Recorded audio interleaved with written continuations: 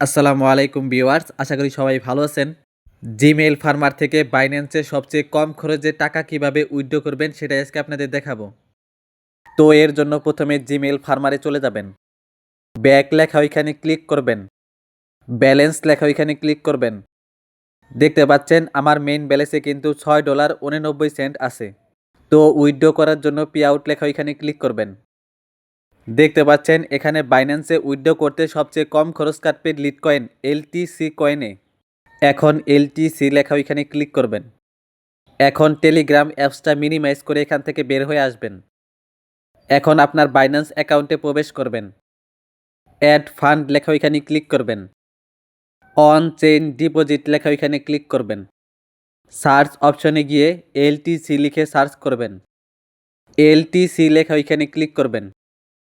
নিচের দিকে দেখতে পাচ্ছেন এলটিসি লেখা ওইখানে ক্লিক করবেন।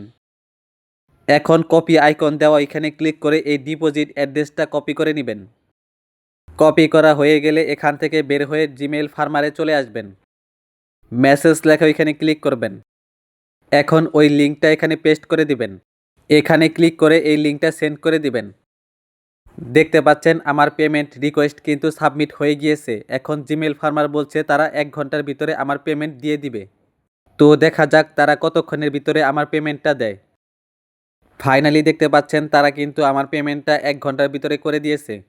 তো জিমেইল ফার্মার থেকে পেমেন্ট নিতে আপনাদের যদি কোনো সমস্যা হয় তাহলে তা কমেন্টে অবশ্যই জানাবেন। আর ভিডিওটি ভালো লাগলে অবশ্যই একটি লাইক করবেন এবং চ্যানেলে নতুন হলে এরকম ইনফরমেটিভ ভিডিও পেতে চ্যানেলটি অবশ্যই সাবস্ক্রাইব করে রাখবেন।